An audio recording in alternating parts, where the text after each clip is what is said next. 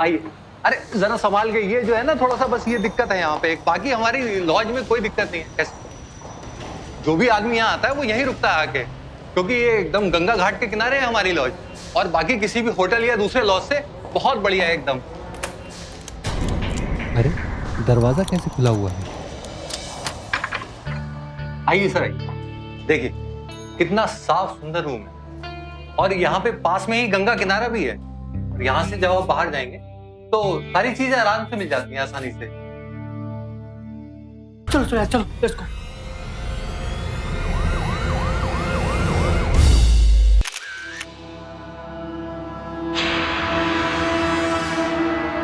सूरत तो पहचाने लायक नहीं छोड़ी इसकी, बड़ी बेरहमी से मारा है इसे। सर कपड़ों से तो ये सिक्योरिटी गार्ड लगता है। पता करो कि कौन है और कौन सी एजेंसी के लिए काम करता था। और हाँ, ये फिंगरप्रिंट्स ले लेना। नमस्कार, मैं पूजा गौर सावधान इंडिया यूपी फाइट्स बैक में आप सबका स्वागत करती हूँ।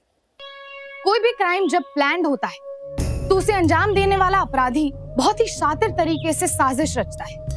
उसकी पूरी कोशिश रहती है कि कानून उस साजिश के सिरे तक ना पहुंच सके।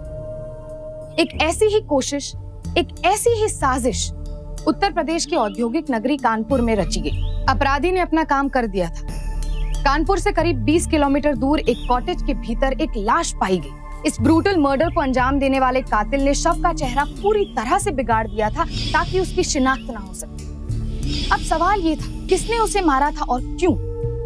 यकीन मानिए, कानपुर में हुए इस सनसनीखेज मर्डर की एक एक परतें जब आपके सामने खुलेंगी तो आप हैरान रह जाएंगे। सर पिछले एक हफ्ते से ये जगह बंद पड़ी है और यहाँ कोई आया गया भी नहीं। हाँ, 2-3 लोग जरूर आए थे देखने के लिए, मगर उनमें से यहाँ कोई नहीं रुका। तो जो भी अंदर आया वो ताला तोड़ के अंदर आया, ये कहना चाहते हैं ना? हो सकता है सर। नहीं हो सकता, क्योंकि आने जाने के सारे दरवाजे हमने चेक कर लिए। लॉज के मैनेजर से काफी पूछताछ करने के बाद पुलिस टीम को यह यकीन हो गया कि लाश रविंदर की ही है।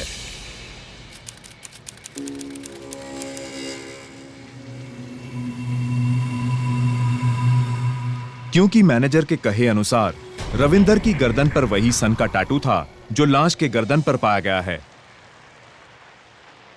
और रविंदर, ठीक है, ऐसे ड्यूटी करते हैं? ये शर्ट के बटन बंद करो अपने। ड्यूटी का मेरे बटन के खुले होने से क्या लेना देना? सिक्योरिटी में नौकरी करते हो, कोई गुंडे मवाली नहीं हो। अगर ये ऐसे ही शर्ट के बटन खोल के ड्यूटी करनी है ना तो अभी इसी वक्त नौकरी छोड़ के चले जाओ। अच्छा अच्छा, भड़कते क्यों हो साहब? लो बंद कर लेता हूँ, मैं लगा लेता हूँ। ये लो। अब ठीक है, और नौकरी कायदे से करो वरना निकाल के बाहर कर दूंगा। जी सर।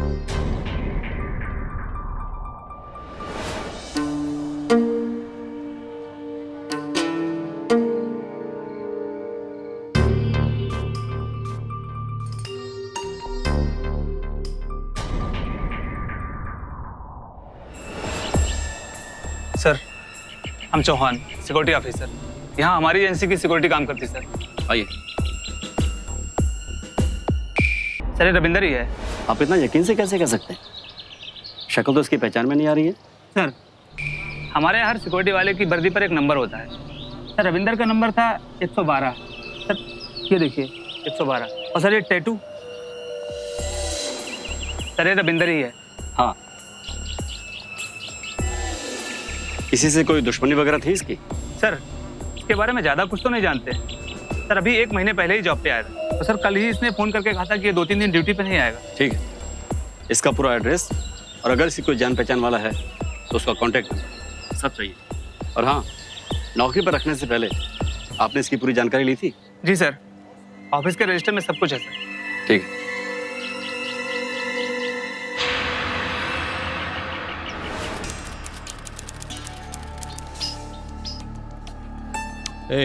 इधर आओ। ये सुखीराम का घर कहाँ पड़ेगा? ये वाला है, चलो।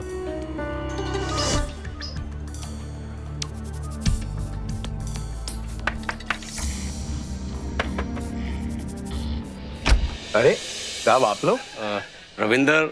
रविंदर मिल गया? आप रविंदर के पिता हैं? हाँ पिता हूँ। रविंदर मिल गया साहब? आपने कुछ दिन पहले रविंदर की गुमशुदगी की रिपोर्ट लिखाई थी। हाँ साहब लिखवाई थी। देखिए न, बिना बताए न जाने कहाँ चला गया है।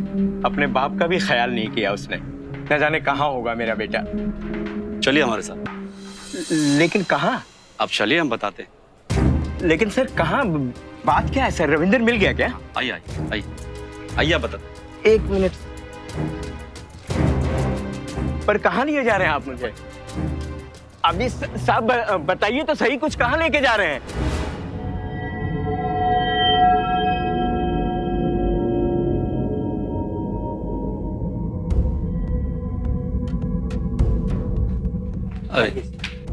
आइए सुखराम जी, अंदर चलते हैं।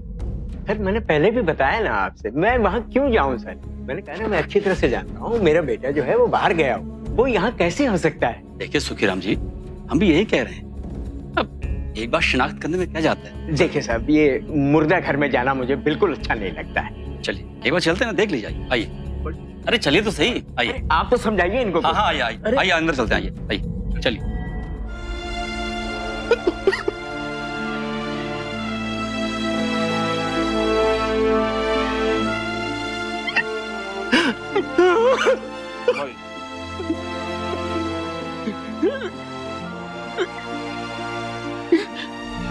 शुक्ला, इन्हें बाहर लेके जाओ। Doctor, yes sir. बॉडी की आइडेंटिफिकेशन के लिए टैग पर लिखना रविंदर सन ऑफ सुखीराम।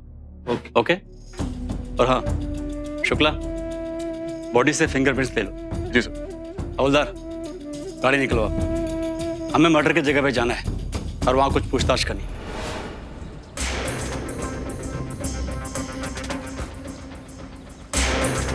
चलो।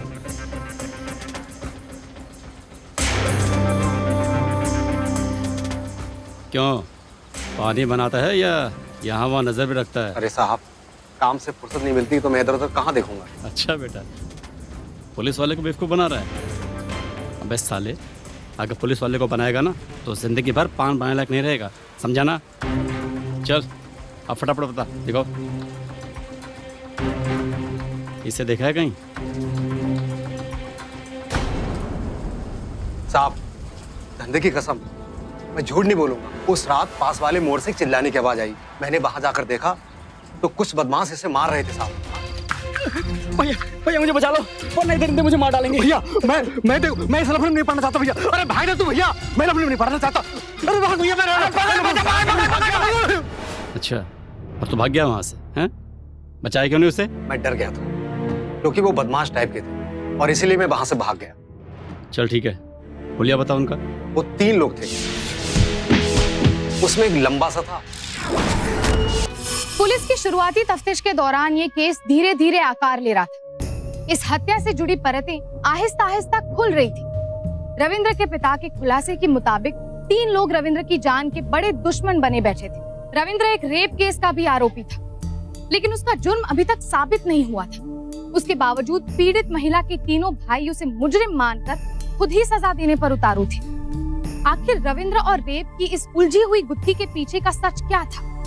इस सवाल का जवाब ढूंढने के लिए कानपुर पुलिस सीधे मेरठ जा पहुंची, जहां पर इस केस के 3 मुख्य आरोपी रहते थे।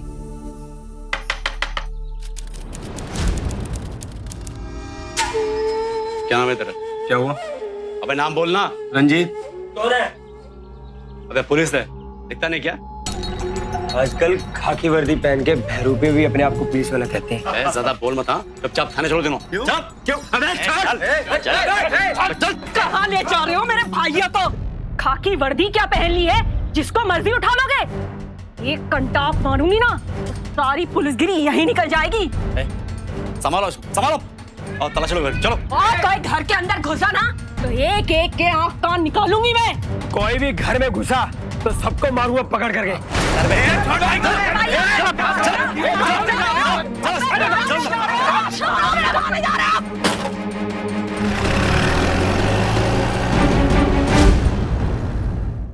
पुलिस को ये ओपन एंड शट केस लग रहा था। उन्हें पूरा यकीन था कि जिस हथियार से हत्या हुई है उस पर सपनप्रीत के तीनों भाइयों में से किसी की फिंगरप्रिंट्स जरूर मिल जाएगी। लोकल मीडिया में भी इस हत्याकांड को सुर्खियां मिल गई थी। सुखीराम को उसके बेटे को खोने का बहुत दुख था, लेकिन उसकी मौत के साथ उस पर लगे रेप केस को भी बंद कर दिया गया था। इंस्पेक्टर पाठक की पहल से सुखीराम को मिलने वाले हर्जाने की कार्यवाही भी शुरू हो चुकी थी। रविंद्र के हत्यारों के खिलाफ कोई सबूत मिले या फिर सुखीराम को उसकी मौत का हर्जाना मिले, उससे पहले ही इस केस में एक नया मोड़ आ चुका था। इंस्पेक्टर साहब, जो मरा है वो रविंद्र नहीं, मेरा बेटा सूरज है। क्या? हाँ इंस्पेक्टर साहब, मेरा बेटा सूरज था। देखिए माँ जी, वो रविंदर ही था। उसके पिता ने खुद उसकी पहचान की। नहीं इंस्पेक्टर साहब, वो मेरा बेटा सूरज था। कल अखबार में मैंने जब उसकी लाश की फोटो देखी ना, तभी मैंने उसे पहचान लिया था। इंस्पेक्टर साहब, वो मेरा बेटा सूरज है। 1 हफ्ते से वो गायब था। आपने उसकी गुमशुदगी की रिपोर्ट लिखाई थी? हाँ इंस्पेक्टर साहब, लखनऊ थाने में लिखवाई थी। इंस्पेक्टर साहब, आपने उसकी मौत का हर्जाना भी किसी दूसरे आदमी को दे दिया। ये मेरा हक का पैसा था इंस्पेक्टर साहब, ये पैसा मुझे मिलना चाहिए था। आप सिर्फ हर्जाना लेने के लिए किसी और के बेटे को अपना बेटा बता रही हैं? चलिए जाइए यहाँ से। नहीं इंस्पेक्टर साहब, जाइए यहाँ से। नहीं जाऊंगी मैं। हवलदार, मैंने अपना जवान बेटा खोया इंस्पेक्टर साहब। मैं उसके हक का पैसा किसी और को हड़पने नहीं दूंगी। जज साहब, जिस हथियार से रविंदर का खून हुआ है उस पर मेरे क्लाइंट्स पुनीत, दलजीत और रंजीत, इन तीनों के उंगलियों के निशान नहीं है। पुलिस तो अपने थ्योरी के आधार पर ही दोषी मानती है, इसलिए अदालत से मेरी विनती है कि वो मेरे तीनों क्लाइंट्स की जमानत मंजूर करें। ये अदालत दलजीत, पुनीत और रंजीत की जमानत मंजूर करती है। साथ ही उन्हें हिदायत देती है कि बिना अदालत की मंजूरी के ये शहर छोड़कर कहीं न जाए। The court is adjourned.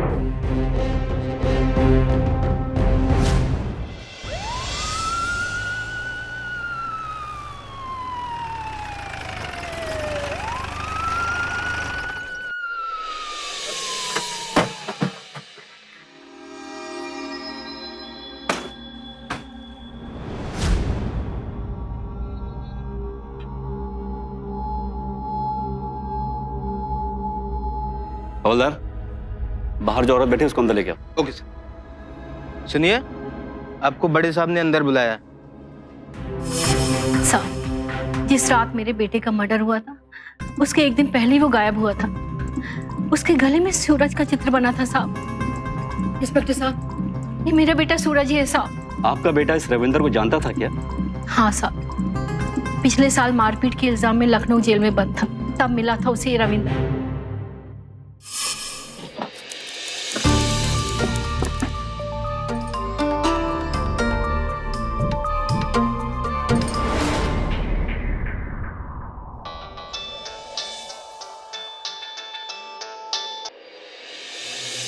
हाँ सर, आपको फैक्स मिल गया। ठीक है, फिंगरप्रिंट्स मैच करके देख लीजिए, और हाँ, जो भी रिपोर्ट आए तुरंत हमें खबर कीजिए। कैदी का नाम है रविंदर, सन ऑफ सुखीराम, और ये पिछले साल मार्च के महीने में आपके लखनऊ की जेल में बंद था। Okay sir. या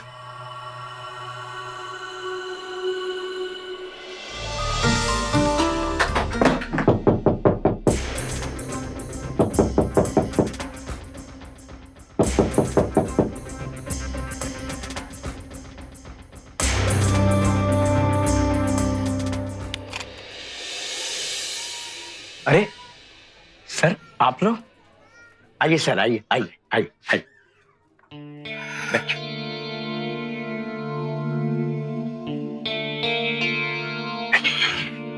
मैं आप लोगों के लिए पानी लेके आता हूं। बैठिए।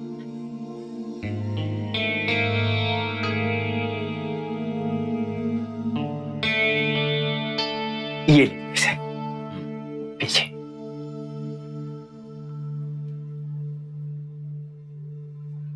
सुखीराम जी, आपके हर्जाने की रकम आ गई है, ये लीजिए। नहीं सर, जब बेटा ही खो दिया मैंने, तो ये धन दौलत लेके क्या करूंगा? नहीं चाहिए मुझे। अरे रख लीजिए सुखीराम जी, जरूरत पड़ेगी आपको।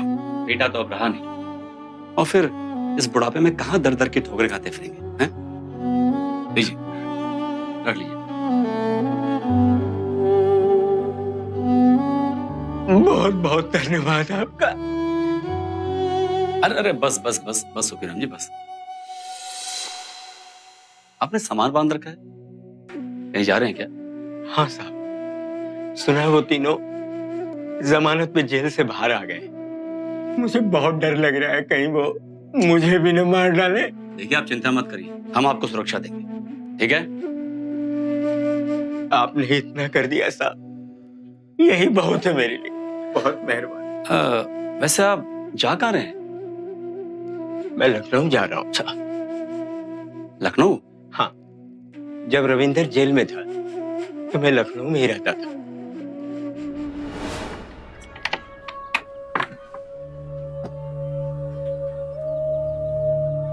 अच्छा साहब, बहुत बहुत मेहरबानी है आपकी, आप लोगों ने मेरी मदद की। देखिए सुखीराम जी, कभी भी कोई तकलीफ हो या अगर वो तीनों भाई आपको फिर से परेशान करें तो आप हमें फोन कर दीजिएगा, ठीक है? जी। अच्छा चलूं मैं? अच्छा।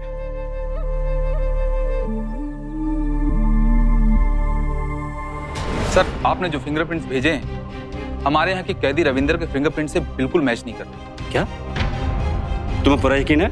हाँ सर, हमारे यहाँ रिकॉर्ड में रविंदर के फिंगरप्रिंट्स बिल्कुल अलग है। अच्छा, वो पिछले साल मार्च के टाइम पे आपकी जेल में कैदी था ना, सूरज भारद्वाज, उसके फिंगरप्रिंट्स इस फिंगरप्रिंट से मैच करके देखो। Okay sir.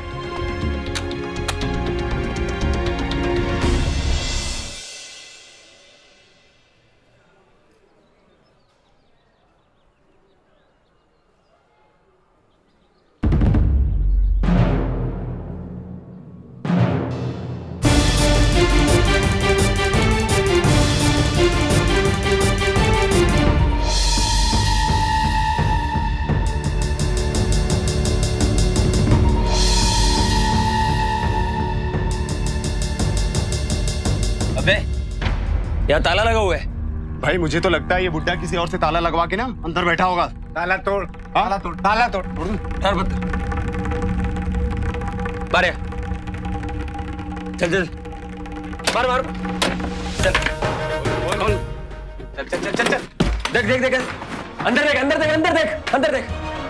तू देख उधर, बुड्ढे को कहीं जाने नहीं देना है। भाई अंदर कोई नहीं, मुझे लगता भाग गया साला। ये पानी लगता है मूर्ख बना के निकला है। चल चल चल पकड़ दे उसको।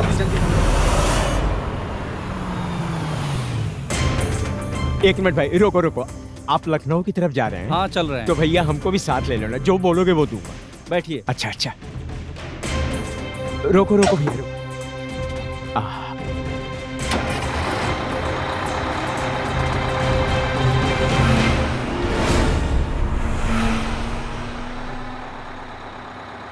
चाचा इतना परेशान क्यों हो रहे हैं? अरे भैया क्या बताएं यार, 3 बदमाश मेरे पीछे पड़े हुए हैं, बहुत ही खतरनाक गुंडे हैं वो। उन लोगों ने मेरे बेटे को भी मार दिया, उसी के डर से मैं भाग रहा हूँ। भैया किसी तरह हमको लखनऊ छोड़ दो भैया, बड़ी मेहरबानी होगी। चलिए चाचा, छोड़ देंगे। सर, आज तक आप लोग जिसे रविंदर समझ रहे थे वो सूरज है। इंस्पेक्टर साहब, जो मरा है वो रविंदर नहीं, मेरा बेटा सूरज है। 1 हफ्ते से वो गायब था। उसके गले में सूरज का चित्र बना था साहब। ये मेरा बेटा सूरज ही है साहब। क्या? हमारे यहाँ रिकॉर्ड में सूरज के जो फिंगरप्रिंट्स है वो आपके भेजे हुए फिंगरप्रिंट से एकदम मैच कर रहे हैं। ये शुक्रिया। शुक्ला सर, इसका मतलब वो सूरज की माँ सही कह रही थी। हम जिसे रविंदर की लाश समझ रहे थे वो दरअसल सूरज की लाश थी। हाँ सर, ये केस कुछ बड़ा ही उलझा हुआ केस लग रहा है सर। उलझा ही नहीं शुक्ला, उलझाया हुआ, लेकिन आप सुलझेगा।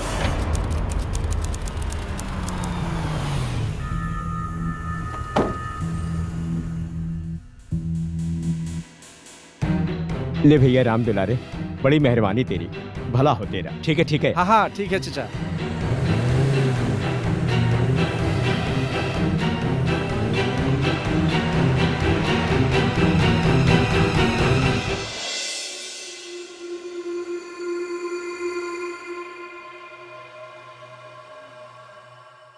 हाँ हाँ जी, वो आपको धन्यवाद करने के लिए फोन किया था। जी जी हाँ जी, आपने रविंदर के केस में बहुत जल्दी हर्जाना दिलवा दिया जी। हाँ, उसके बेचारे बूढ़े बाप को पैसों की बहुत जरूरत थी। जी जी हाँ। क्या? ओके।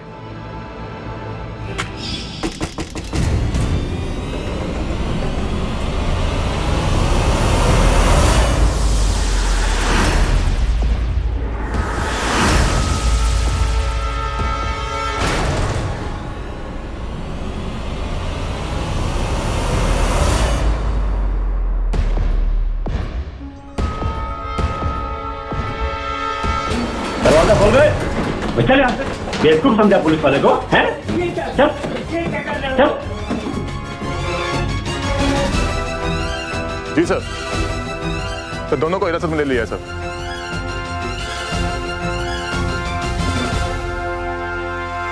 यकीन नहीं होता ना कि कैसे एक मरा हुआ शख्स दोबारा जिंदा हो सकता है। जिस रविंद्र के मौत की गुत्थी सुलझाने में पुलिस जुटी थी, वो तो असल में मरा ही नहीं, वो जिंदा था। लेकिन कैसे? कानपुर में हत्या की एक वारदात होना, जिसके तार मेरठ से जुड़े हुए और लखनऊ में रहने वाले सूरज नाम के एक शख्स को मौत के घाट उतार देना। इन तीनों शहरों के बीच उलझी इस मर्डर मिस्ट्री का आपस में क्या कनेक्शन था? क्यों सूरज को इस साजिश का शिकार बनाया गया और क्यों रविंद्र ने जिंदा होते हुए भी खुद को मरा हुआ साबित करने की शातिराना चाल चली? रविंद्र की गिरफ्तारी के बाद चौंकाने वाले ये सारे सवाल अदालत में इंसाफ की कसौटी पर कसे जाने लगे। लाश को उसके घर वालों को सौंपने से पहले क्या आपने लाश के फिंगरप्रिंट्स को चेक किए थे? नहीं योर ऑनर, उस समय सिक्योरिटी एजेंसी के ऑफिसर और रविंदर के पिता सुखीराम दोनों ने ही उसकी पहचान की थी।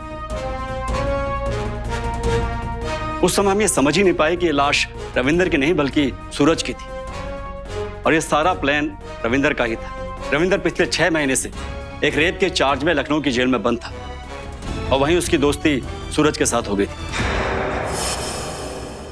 अबे टैटू बड़ा मस्त है तुम्हारा। हाँ, सूरज नाम है हमारा, तो सोचा सूरज नाम का टैटू भी बनवा लूं। सुना बड़ा दर्द होता है टैटू बनवाने में। हाँ भाई, डर तो होता ही है। उसी समय रविंदर के दिमाग में यह खतरनाक प्लान आया। उसने तय कर लिया कि उसकी हर प्रॉब्लम जल्द से जल्द सॉल्व हो जाए अगर वो सूरज को मार दे और उसे अपनी पहचान दे। इसलिए जेल से निकलते ही उसने सबसे पहले सूरज जैसा हूबहू टैटू बनवाया।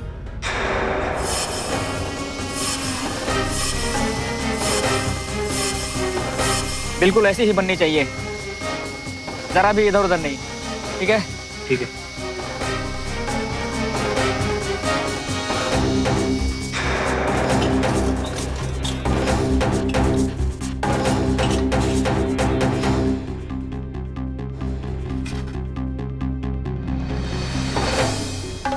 रविंदर भैया, हमारी नौकरी का क्या हुआ? अरे सूरज, तुम्हारे लिए बड़ी अच्छी नौकरी ढूंढी है हमने। एक काम करो, फौरन कानपुर का टिकट कटाओ और यहाँ पहुँच जाओ। रविंदर भैया, हमारा यहाँ बहुत ही बुरा हाल है, यहाँ तक कि टिकट कटाने के भी पैसे नहीं हैं। और सबसे बड़ी बात यह है कि हमारी माँ भी यहाँ अकेली है। अगर हो सकता है तो हमारे लिए यहीं लखनऊ में ही नौकरी ढूंढ दीजिए, आपकी बहुत ही मेहरबानी होगी। अरे यार, इतनी मुश्किल से तो इतनी अच्छी नौकरी ढूंढी है तुम्हारे लिए। तुम एक काम करो, किसी से पैसे उधार ले लो और कानपुर आ जाओ। और सुनो, किसी को बताना मत कि कहाँ जा रहे हो और क्यों जा रहे हो, ठीक है? तो भैया, इसमें छुपाने वाली कौन सी बात है? अरे यार, समझते नहीं, जब तक काम हो ना जाए तब तक किसी को बताना अच्छी बात नहीं। जब नौकरी लग जाए तो सीधा माँ के पास मिठाई लेकर जाना। ठीक है भैया, हम कोशिश करते हैं। हाँ हाँ, पहुँच जाना किसी भी तरह। देख, 4-4 लोग लगे हैं इस नौकरी के पीछे। ठीक है? ठीक है भैया, हम आते हैं, टाइम पे पहुँच जाएंगे। ठीक है। लो रविंद्र भाई, आपने बुलाया और हम आ गए। अब बस किसी तरह से हमें नौकरी दिलवा दो बस।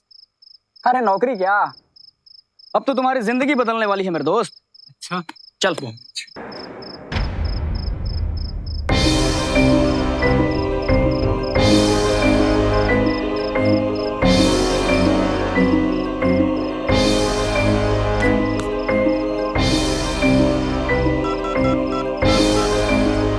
सूरज, तू 15 मिनट में यहाँ आ जा।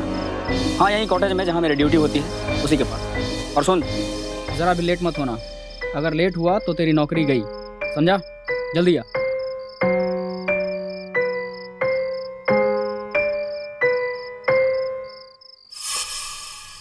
कैसी अजीब मुर्दानी सी जगह पे रविंदर भैया ने बुला लिया है।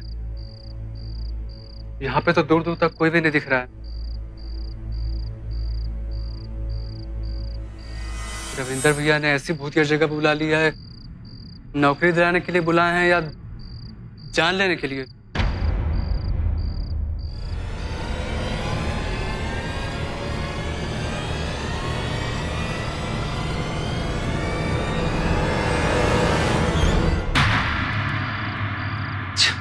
क्या भैया, आपने कैसी भूतिया जगह पे हमें बुला लिया? नौकरी दिलाने के लिए बुलाए हैं या जान लेने के लिए? ऐसा ही समझ लो। मजाक मत करो भैया। अरे मजाक नहीं कर रहा हूँ, सच कह रहा हूँ। डराओ मत। अरे डर मत, सिक्योरिटी गार्ड की नौकरी है।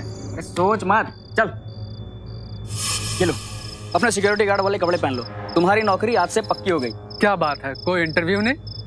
हाँ अरे किस्मत वाला है तू। अरे ये क्या भाई, आपने भी हमारे जैसा टैटू बनवा लिया? हाँ वो रवि का मतलब भी तो सूरज होता है ना। पहले तो लोग हमें लंगोटिया यार कहते थे, लेकिन अब टैटुआ यार कहेंगे। चल अपनी ड्यूटी पे चल, आजा।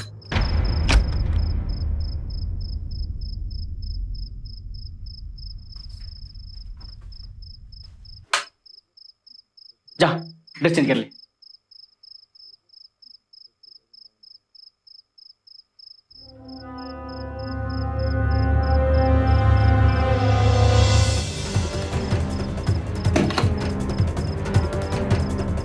चलो अब ड्यूटी पे चलो, कॉटेज में रहना, अच्छी तरह से रखवाली करना पूरी रात, ठीक है?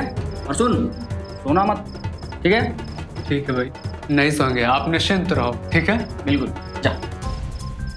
जब रविंदर के पिता सुखीराम ने उसकी लाश की पहचान की और बताया कि सपनप्रीत के भाइयों से उसकी दुश्मनी थी, तो हमारा शक उसके भाइयों पर गया।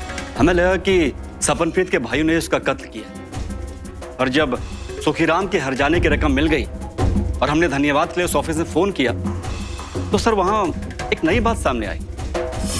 हाँ जी, वो आपको धन्यवाद करने के लिए फोन किया था। जी जी, हाँ जी, आपने रविंदर के केस में बहुत जल्दी हर्जाना दिलवा दिया। जी हाँ, उसके बेचारे बूढ़े बाप को पैसों की बहुत जरूरत थी। जी जी। वो क्लेम जल्दी इसलिए पास हो गया कि एक आदमी आया था हमारे ऑफिस में और रिक्वेस्ट कर रहा था कि क्लेम जल्दी पास करा दो। क्या सर? तभी हमें समझ में आ गया कि मामला कुछ टेढ़ा है। एक तरह तो सुखीराम हर्जाने की रकम नहीं ले रहा था। नहीं, जब बेटा ही खो दिया तो ये धन दौलत लेके क्या करूंगा? और दूसरी तरफ कोई कंपनसेशन ऑफिस जाकर क्लेम को जल्द से जल्द लेना चाहता था। इसलिए मैंने सूरज की माँ को अपने पास बुला लिया। उसके गले में सूरज का चित्र बना था साहब। इंस्पेक्टर साहब, ये मेरा बेटा सूरज ही है साहब। और हाँ योर ऑनर, तभी हमें शक हो गया और हमने दोनों के फिंगरप्रिंट्स जांच के लिए लखनऊ फैक्स कर दी। और तभी हमें पता चला कि मरने वाला सूरज ही था, रविंदर नहीं। और हाँ, दो पुलिस वाले सादी वर्दी में हमने सुखीराम के पीछे लगा दिया।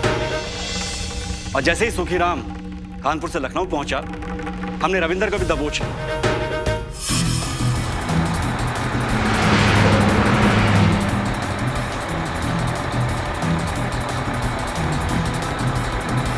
तभी हमें पता चला कि मरने वाला सूरज ही था, रविंदर नहीं।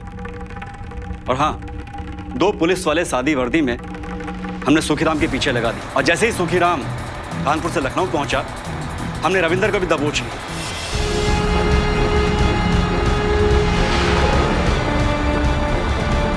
और जैसे ही सुखीराम कानपुर से लखनऊ पहुंचा, हमने रविंदर को भी दबोच लिया, वो भी जिंदा।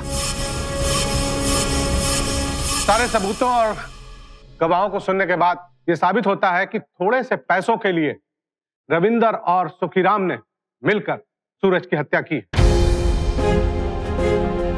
अदालत सुखीराम को रविंद्र का साथ देने के आरोप में 12 साल की सजा सुनाती है और साथ ही रविंद्र को उम्र कैद की सजा सुनाती है। The court is adjourned.